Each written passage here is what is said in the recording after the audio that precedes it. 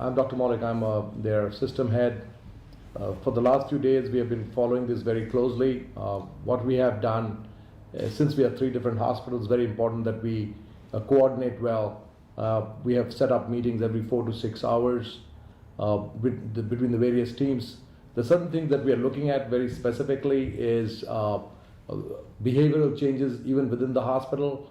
So we have started instituting physicians come in and caregivers come in scrubs, and then they leave the scrubs behind and they go in the normal clothes.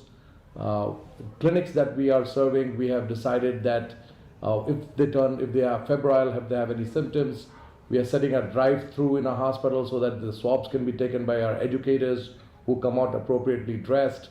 We are also looking at, we have been asked by a lot of people about excess beds.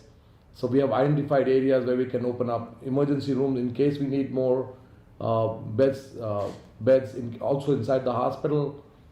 We have identified spaces, the number of staff that we would need, excessive support beyond the nurses, as well as the ventilators that we need. It's difficult to predict right now, as of right now, what it would look like exactly, but we are planning for the worst, and I think it's very important that we coordinate. So the Jersey City Chief Medical Officer, the Christ Chief Medical Officers have the numbers, their exchange numbers. We'll be talking to everybody constantly and keep you guys all in the loop. And Tucker, you can tell us more about what you're doing. So hi, I'm Dr. Tucker Woods. I'm the Chief Medical Officer at Christ Hospital in Jersey City. And we've been preparing for this for many months now. As far back as December, we made it a mandatory question to ask patients their travel history. We've been doing a lot of education with the staff. We've been doing a lot of training in terms of how to use the personal protective equipment. And if we do have a patient where we suspect coronavirus, we actually established a core team. It consists of ER doctors, ICU doctors, hospitalists, ER nurses, ICU nurses, and they get admitted, that patient would get admitted to a special floor. So the core team is just currently located on one floor, and then it can expand to other floors. We've been doing a lot of education with the community on the signs and symptoms and how the disease spreads so you can protect yourself. And we have a surge plan. So right now, volume's not too bad, but if it gets busier, that triggers a certain number of steps. If it gets even busier beyond that, it's called the Tier 3 surge plan. We would expand into other areas in the hospital. For example, our clinic could turn into an alternative care site. We've changed our visitation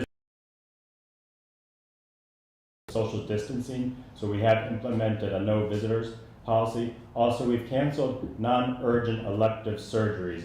Again, that will help enforce social distancing. It'll help.